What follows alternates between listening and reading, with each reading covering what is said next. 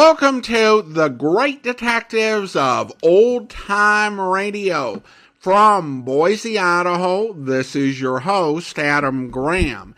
If you have a comment, email it to me, box13@greatdetectives.net. Follow us on Twitter at Radio Detectives and check us out on Instagram, instagram.com/Great Detectives. If you're enjoying this podcast, please follow us using your favorite podcast software. Welcome to our Thanksgiving special. I do want to let you know that if you want more Thanksgiving old-time radio, we've got you covered. On Monday, we're going to have some Thanksgiving appetizers on the old-time radio snack wagon at snackwagon.net. And then on Wednesday, a special Thanksgiving treat you want to be sure and listen to at amazing.greatdetectives.net. And if you want to hear our past Thanksgiving programs, you can find all of those over on the YouTube channel. It's the featured playlist now at youtube.greatdetectives.net. Now, let's go ahead and get into our Thanksgiving special. This is another one where we have played this program on the podcast, but it was many years ago. I think it was season 2 or 3. And we have a much better sound quality version of that episode. And while we will probably be doing replays future seasons, I did want a better version of this episode before we set up that rotation. So now let's go ahead and take a listen to an episode of Let George Do It. The original air date, November the 20th, 1950, and the title is Cause for Thanksgiving.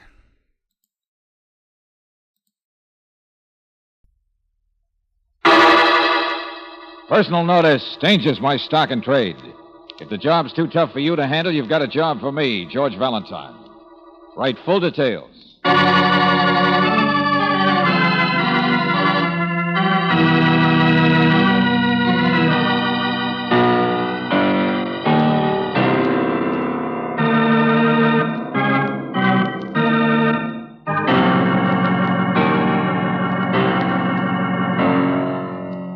Standard Oil Company of California, on behalf of independent Chevron gas stations and standard stations throughout the West, invites you to Let George Do It.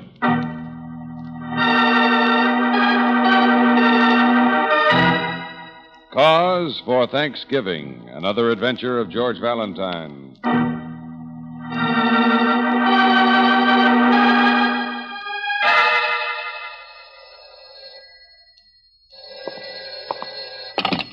Hello? Dear Mr. Valentine. What? Hello? Quiet. I'm 10 years old. Lieutenant Riley, is that you? Well, it's not Tom Turkey. Listen, my friend. You sure it's not? What's that 10-year-old stuff? Hey, you've been jumping the gun on the cranberry sauce? All right. I'll say it straight. I'm phoning on behalf of a little boy 10 years old. Well, that's better. No, it's not. It's worse. Said little boy could no more write you a letter than he could hope to choke. I doubt if he can write. What's the matter? He can't talk either. Huh? You heard me. I said he can't talk. Oh, I don't mean there's anything wrong with him, or maybe there is. I don't know, but look, Valentine, get over here, will you, right away to my house? Well, sure. But I warn you, friend, this little boy never heard of Thanksgiving. If you're going to help him, you'd better bring your brass knuckles.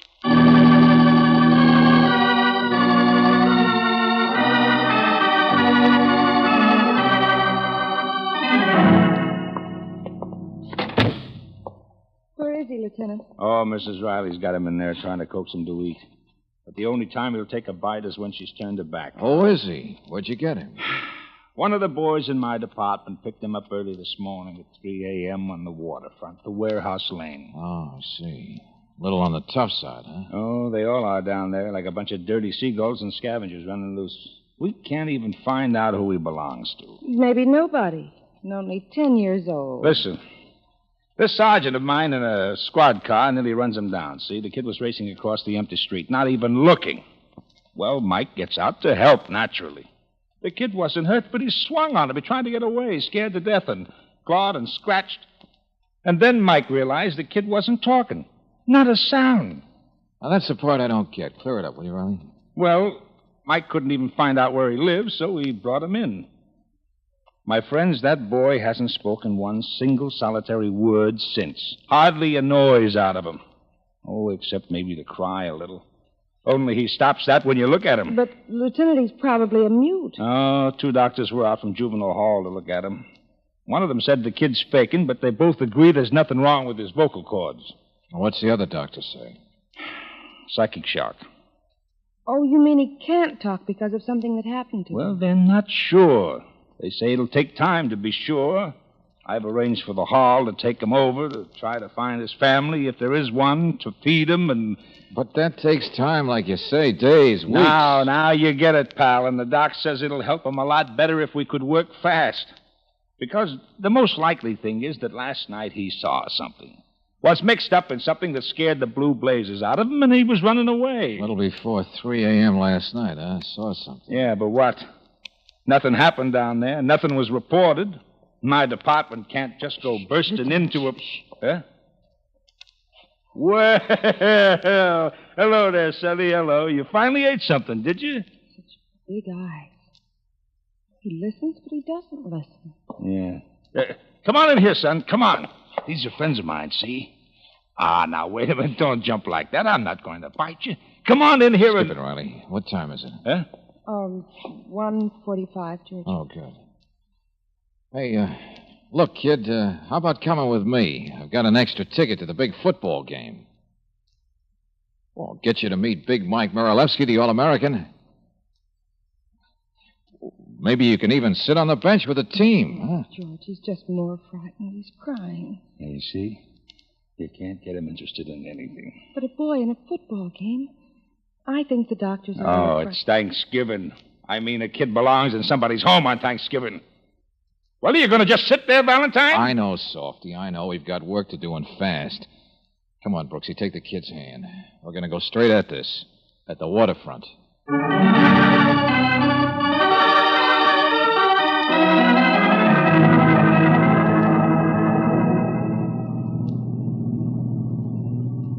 Warehouse Lane. Great place. Plenty of freighters tied up, but no people. Ship chandlers. You must have spent some time around there, haven't you, kid? How about the candy store? You're wasting your time, George. It just seems to get more and more tense. Yeah. Well, this is where he was picked up, right here. Oh, relax, honey. Don't just sit there Running and look... from right to left, so he must have come from this way. Okay, let's move on a little. Cobblestones by the empty warehouse, huh? George, look at him. It's this direction, all right. George, look out for that boy in the street. He's driving on the right side of the street, jerk nose. Ooh, lovely neighborhood. I wonder if that boy would know anything about our friend here. Hey, that's an idea. Wait a second. Hey, you, Shorty. Oh, you want to argue about it? Yeah, jerk nose. Come here, you. Hey, let go of me. Hey, Shorty. Shorty, wait. George, come here. I'm having an awful time holding. Oh, look, kid, stop it, will you? He wants to run, too, George. Yeah, now easy, that's better. Yeah, he'll get away from us if I try to catch up with that Shorty. Look, Brooksie, look. There's a settlement house over there at Murphy's. You know him. Take the kid over there and wait for me, will you? Sure, George. Maybe they'll know something about him. I doubt it. 3 a.m. last night. But farther out there on the pier is where it happened, whatever it was. So me, I'm going to take it on foot by myself.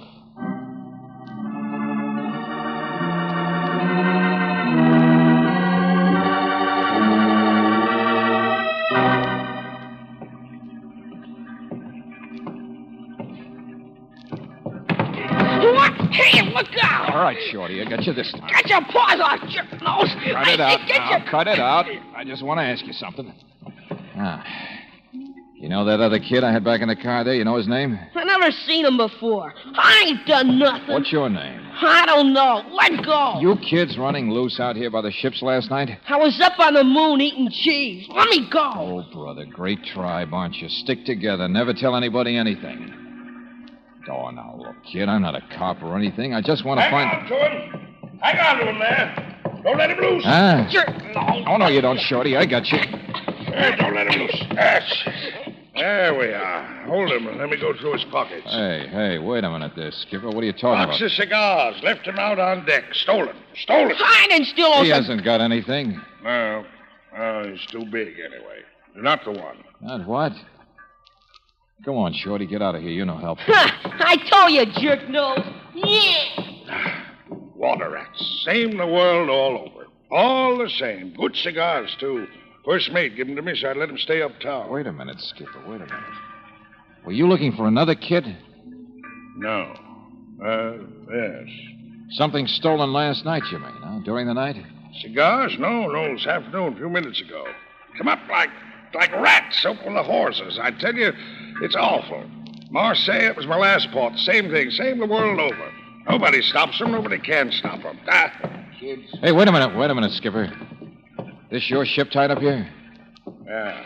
Leaky old tub full of potatoes. Frenchmen like potatoes. Uh-huh. Looks about ready to sail. Were you here last night? What are you peddling? Dope, punch boards, cheap liquor? No. Listen, will you? You have trouble with kids getting aboard, huh? Characters like you in every port, too. Dock loafers. Always got a deal. Sure, I have trouble. That's the customs pier watchman. Nobody can stop them. You see those big rat guards? Right over them like monkeys. Uh-huh. Did some kids get aboard your ship last night? No. Now stop pestering me. Are you sure? Around 3 a.m.? Fight was on the pier, not the ship. What fight? Oh, ask the pier watchman. He's the one spreading the story. Couple of bums, I guess. I don't know. My old deck watch was sound asleep, of course. You didn't see it? No. Yeah, I don't know. Woke me up. I yelled, shut up, out of my porthole, went back to sleep. Hello there, Skipper. I'm so glad to catch you. Huh? Oh, what now? A sailor comes ashore. I'm just going to take a minute. It's about a woman, you see. Oh, that I see, and so nice. But right now, I want to... Get what I mean? Dock loafers, all trying to sell something. Now it's telephone numbers. Go on, Baldy, get out of here. Wait a minute. I've seen this guy before. Well, it's not mutual. Skip, if you just listen to me... His name's Salvori, I'll tell you. Yeah, I've seen him in lineups. Are you around here last night? I beg your pardon. Oh, it's a great neighborhood. Salvori, the big operator. Last trip he was here selling raffle tickets for a three-wheeled automobile. Oh, but Skipper, listen. Thanksgiving, they say. Well, thanks and good night. You pester him. I'm going backwards. Yeah. Hey. Look at that, will you? Is that what you wanted to see us about, Salvori? That crowd down at the pier? Something's happening. No. I got no deal to make. Come on, let's take a look. Afternoon, friends. What's going on? Don't suppose you have 50 cents or so? See, I know a pal of mine. See, he was going to buy me Thanksgiving dinner, you see. Never mind that. What are those men doing down by the water? Fishing, sort of. 50 cents is about all it would take, though, you see. Now, this old pal of mine, he would have spent $5, you know, mince pie and the works, you know. Said so last night. Hey, down there, hey, you! Now, listen, Buster, did you say last night? Yeah. What are you doing? Hey, sailor! No, it seems to me that... Hey, look out there! Salvori! Well, he left in a hurry, didn't he? Body, Skipper. Got a body. What? Just fishing him out. Guy floating with a knife in him. Guy float... Yeah, with a knife. Holy smoke. Yeah, see, that's what I tell you. You see, a pal of mine, he was going to buy me a Thanksgiving dinner, see? Only instead, it looks like he got in a fight about 3 a.m. last night, I figure. Yeah, and got murdered, see? So, tell me, how's about the 50 cents?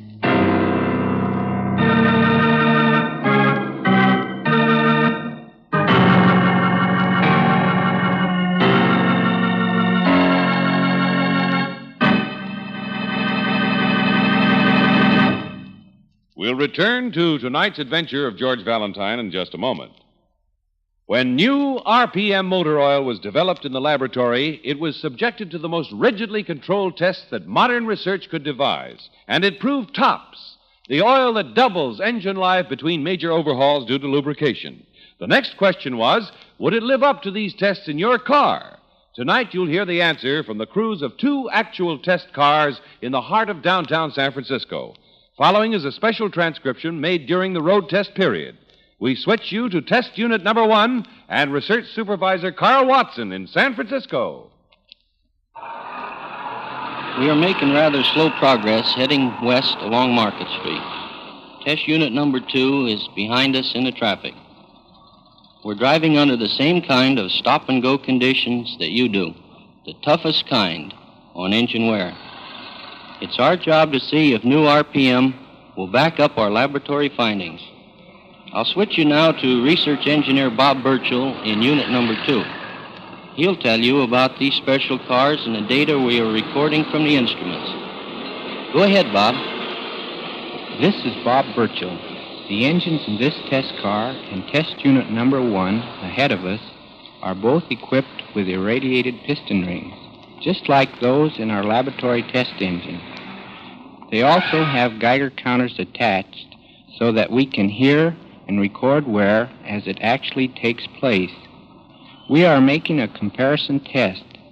Test Unit 1 is using new RPM, but in this car, we have a well-known conventional oil in the crankcase. It is one of the best premium-type oils. Naturally, I can't reveal its brand name. Now, I'll hold the microphone closer to the Geiger counter, which detects minute particles of metal as they wear off the irradiated piston ring. Hear that rapid clicking? That means a comparatively high rate of engine wear. Now I'll switch you back to Carl Watson for a comparison with new RPM motor oil. Number 1. This is Watson again. You hear that slow click of the Geiger counter? That is an outstanding low wear rate count. It's new RPM under the same condition type oil you heard about a moment ago. Day in and day out, mile after mile, the counters have clicked off the same story. The results we got in the laboratory tests on new RPM motor oil are checking out on the road. Proved in the laboratory, supported in severe road service. That's new RPM motor oil. The oil that cuts in half the wear rate of critical engine parts, doubles engine life between major overhauls due to lubrication. Try it. Sold with a money-back guarantee of satisfaction at independent Chevron gas stations and standard stations, where they say and mean, we take better care of your car.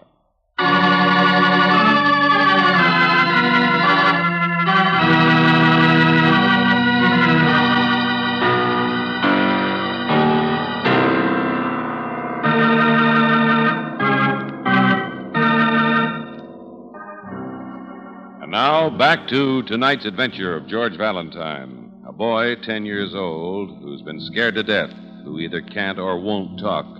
Well, if your name is George Valentine, you begin to understand the reason when you see the neighborhood in which he was picked up by the police. You understand a good deal more when you see that the body of a man has been fished out of the water off the pier. Yes, now it's certainly a case for Lieutenant Riley. Oh, but what a case. They don't get solved around here, my friend. They just happen. Okay, Riley. Did your boys pick up that bum, the guy who sniffed? Oh, he won't know anything. Nobody does. The name of the corpse is Lefty Sims. Well, you seem to know something. Well, everybody knew him. He's a common thief, that's all. Few big jobs, but nothing to steal down here. He usually worked the city. This wasn't his territory. Your doc says the time's about right. Been dead since last night, around 3 or 4, maybe. Killed and then tossed in the water. What about the pier watchman? He covers 5 warehouses. How could he see anything? And everybody off duty for the holiday. Hey, wait a minute. Huh? Riley, what's this stuff? Where the fight happened? It's a spot of blood, I figure. No. Look closer. Powder. Little pieces of broken glass. What? Hey, here's some more of it. Yeah. Oh, Doctor. Huh? Yeah, Doc, come over here, will you? Yeah, sure, Lieutenant. You thinking what I am, Riley? Yeah. What is it? Here, take a look. White powder. And on a pier where boats... No, it's not. Huh? Talking about dope, aren't you? Yeah. No, I don't think so. False alarm, huh, Doc? Well, it might explain why there was a fight, what was going on out here. Something of value. Yes, of course. Smuggling, you think, huh? Peddling, or... Yes, I'll do the thinking, Doc. You just tell me. Myosin, perhaps. Something like that. I can run a test. Myosin. It's valuable. Didn't I say that? Drug of some kind. Cure people instead of making them sick. Worth a lot more than dope, too. Easier to market. Yeah, same thing. Only more in the big time. Did that watchman say there were any kids on the pier last night? Valentine, I'm trying to get the doc here to talk English. Did the watchman see any kids? No. Okay, so long.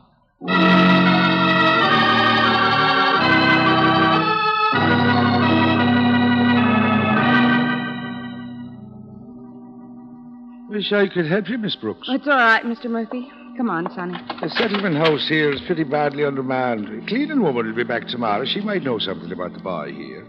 But in this neighborhood... Well, thanks again. Come on, Sonny. Car's parked over this way. Brooksie! Well, it's about time. Come on, get out of the street, you and the kid. What? Never mind any place. Here, duck in the alley. What? In this neighborhood, Angel, I don't want to... Who was that? I don't know. Packing crates you can't see. He's gone now. George, what's happened? What's going on? Simple, Brooksie. Nice, simple case.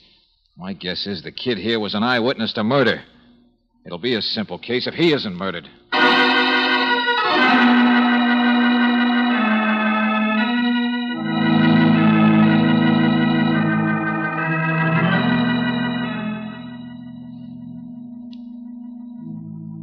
Oh, kid, please talk. Please tell me, will you? What did you see last night? Look, nobody's going to hurt you. I won't let him.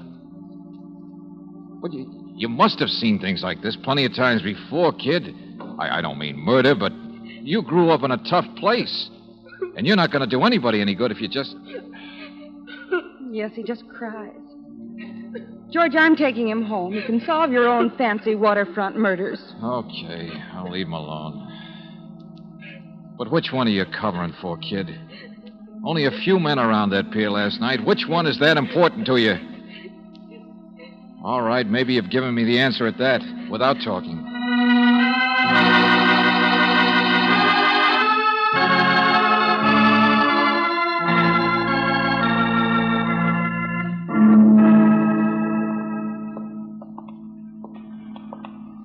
Says you.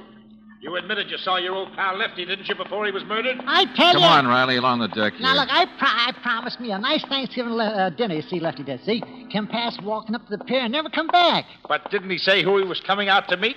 Didn't he? Here we are, Riley. Let's go in here. Hey, Skipper, this your cabin? What? Oh, no, mine's forward a ways. It's all right, the owner's cabin. Nobody ever uses it. Just want a place to talk. Already said all I'm going to say. Come on, you two, Skipper. The name is Stogue, isn't it? Yeah. Well, wait a minute. Here's the other one.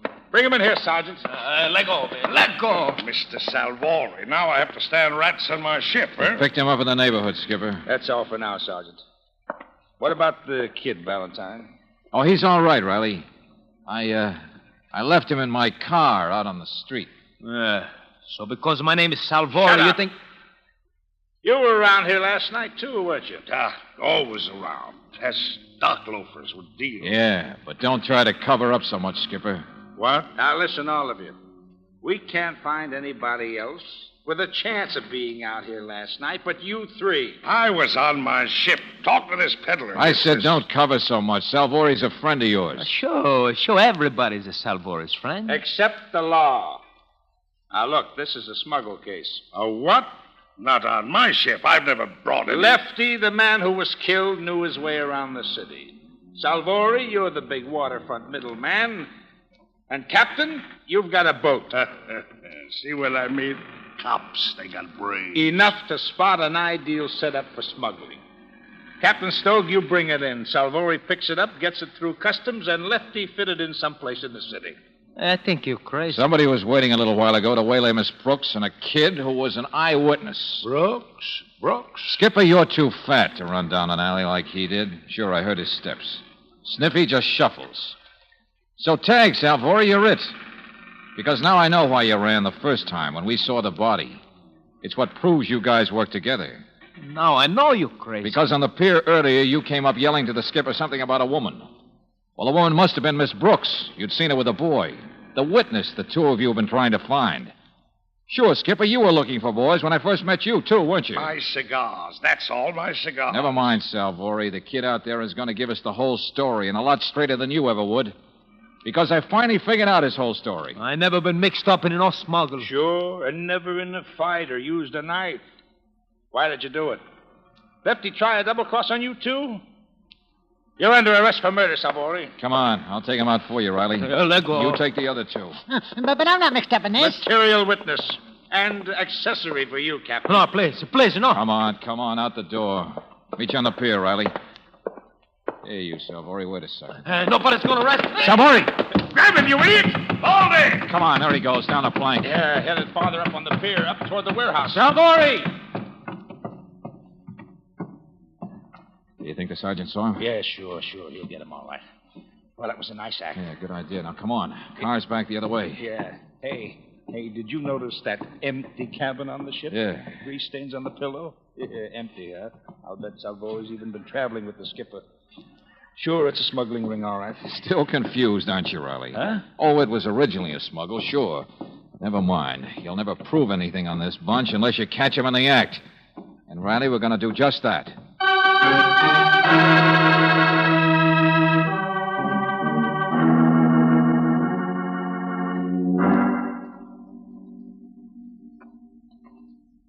Well, it's the only car in the street.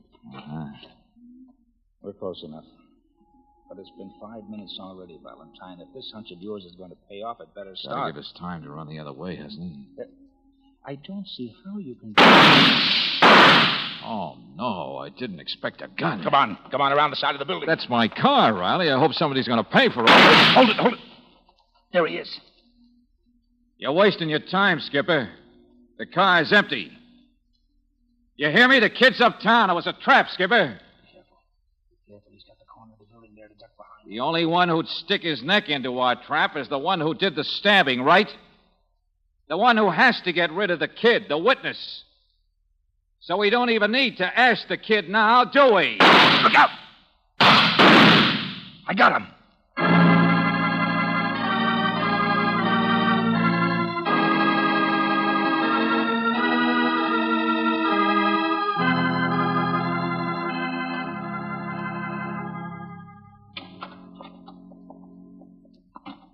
Lieutenant Riley's still at the hospital, George. He says he'll get his confession from Captain Stoke, all right. Keep it down. The kid's in there. I'm trying out a system. We write each other notes. What about the smuggle stuff, those drugs? They searched the ship yet? Yes, they've already found some drugs hidden, but I don't understand. What did you say, writing notes? What don't you understand? How the smuggle worked? With a thief, a middleman, and a skipper involved? With drugs that couldn't be sold in this country except through the proper channels? That would sell for a fortune in Europe or on the black market? Oh, you mean it was to be smuggled out of the country? That's right, Brooksie. And Lefty, the guy who was killed, stole the drugs and delivered them last night. But he got a knife instead of a payoff. And the kid saw it. George, you mean the boy talked? He's all right? I guess he will be. See, I was afraid he was, well, maybe the skipper's son or something. Yeah, I know. That psychic shock, his refusal to talk. But he's not. He's only known him for a few weeks. Kid didn't even know where he fitted into the plan until a few days ago. Oh, George, for heaven's sake. See, he doesn't have any parents, Brooksie. Just a waterfront kid. But not nearly as tough as he acts. What's missing in the smuggle setup? There's customs on the other side, you know. Who gets the goods into the other country, off the ship? The boy? You mean he was a part of it? Nobody can stop him all over the world. Up and down like monkeys. Perfect, isn't it? Yeah. If you'd been with me, you should have noticed. Empty cabin on the ship with grease stains on a pillow. But Salvori is bald. Yeah. We better buy some shampoo for that kid, by the way. He was aboard that ship. Yeah, he saw the captain go ashore to meet Salvori and Lefty. Saw the murder. Then he broke out and got away. George, let me talk to him. This ridiculous business of writing notes... Oh, sure, he'll talk now. Just been scared to death, that's all. All he wanted was to be happy. He was expecting to be happier than he'd ever been before. George, if you don't stop playing clairvoyant... Well, the captain's the only one who could have brought the kid. Therefore, made him afraid, made him run ashore. Therefore, Brooksie, the skipper was it. Well, don't you remember how the kid reacted when I asked him to go to a football game? Just puzzled? George, he is writing. Sure he is. Gives me more time to look the words up in the dictionary. Hello, mademoiselle.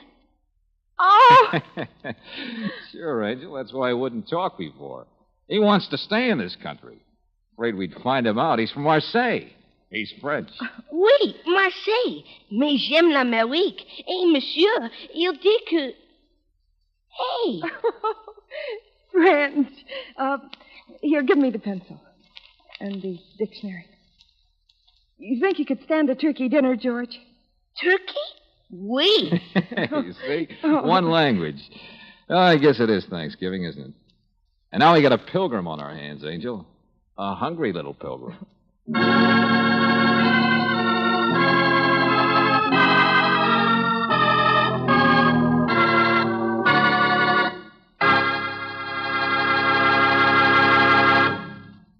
Tonight, earlier in the program, you heard how road tests jibed with laboratory results in the development of new RPM motor oil. You have been taken step by step along the path followed by our scientists in bringing you this new oil years ahead of its time. From the first survey to determine what the ideal motor oil should be, through the ultimate proof in an automobile engine, you've heard the new RPM story firsthand. Now discover it yourself, firsthand. It's sold with a money-back guarantee of satisfaction at standard stations and independent Chevron gas stations, where they say and mean, we take better care of your car.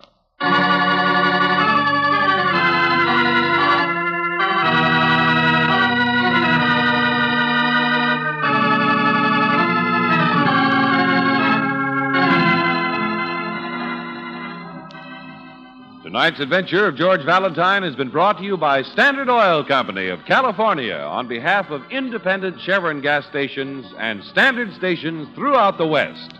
Robert Bailey is starred as George with Virginia Gregg as Brooksie. Let George Do It is written by David Victor and Jackson Gillis and directed by Don Clark. Wally Maher is Lieutenant Riley. Alan Reed was heard as Stogue. Dick Ryan as Sniffy. Anthony Barrett as Salvori. Jeffrey Silver as Shorty. And Stephen Chase as the Doctor. The music is composed and presented by Eddie Dunstetter. Your announcer, John Heaston. Listen again next week, same time, same station, to Let George Do It.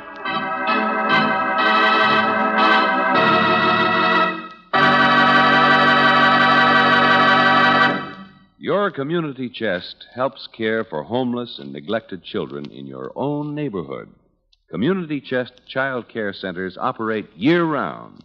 This year, make sure you give enough to your community chest to help all year. This is the Mutual Don Lee Broadcasting System.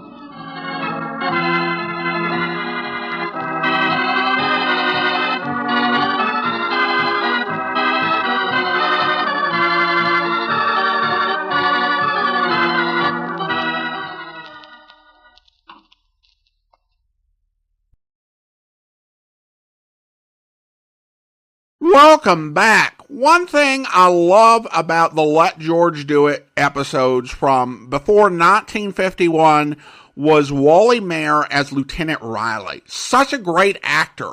And he manages to make his character so interesting with some cynicism, but also with a real, true fondness and friendship for George and a kind heart. He also has the power to hear and respond to the narrator, as happened at the return from commercial break. Now, in the 21st century, the idea that the only way to make money on the sale of prescription pills was smuggling them out of the country might sound counterintuitive or even naive. However, World War II had created many shortages in Europe that were years being resolved, and that does include medication. The persistence of the black market would make prescription drug smuggling an appealing crime, and even more profitable than any sort of domestic prescription drug abuse. I also really enjoyed the commercial. It was a really neat treat that might have worked better on television, but was still interesting in radio as they described this experiment. I've been thinking about doing a interesting commercials edition of the Old Time Radio Snack Wagon, and this one might actually fit the bill. Overall, I thought this was an enjoyable Thanksgiving special. Unlike some others, it doesn't have heavy-handed uses of turkeys or pilgrims, or even make the Thanksgiving meal the centerpiece of the story. But it does use Thanksgiving as a backdrop and also to provide a nice emotional payoff as well. I hope you enjoyed this episode, and again, a reminder to check out our other Thanksgiving specials this week over at the Old Time Radio Snack Wagon tomorrow at snackwagon.net, and our annual Amazing World of Radio Thanksgiving special on the Amazing World of Radio podcast at amazing.greatdetectives.net. Well, now it's time to thank our Patreon supporter of the day. And I want to go ahead and thank Max. Max has been one of our Patreon supporters since November 2015, currently supporting the podcast at the Detective Sergeant level, of $7.14 or more per month. Again, thank you so much for your support. And that will do it for today. If you are enjoying the podcast, be sure to follow us using your favorite podcast software. A reminder, over on our video theater podcast at videotheater.greatdetectives.net, we have our final new public domain video theater episode of 2023, an episode of U.S. Marshal. We'll be back next Sunday with our Sunday Encore. But join us back here tomorrow for our last episode with Sam Spade for now, as we bring you another adaptation of the Maltese Falcon, where... Spade, come in. I have come in. Oh, yes, so you have. Mr. Spade, tell me, am I to blame for last night? You warned us that Thursby was dangerous. Of course, you lied to us about your sister and all that, but that doesn't count. We didn't believe you. Oh, help me, Mr. Spade. I need help so badly. I've no right to ask you, but I do ask you. Help me. Mm-hmm. You won't need much of anybody's help. You're good. You're awful good. It's chiefly your eyes, I think, and that throb you get into your voice when you say things like, "Help me, Mr. Spade." I hope you'll be with us then. In the meantime, do send your comments to box13@greatdetectives.net. Follow us on Twitter at Radio Detectives and check us out on Instagram. Instagram.com/greatdetectives. From Boise, Idaho, this is your host, Adam Graham, signing off.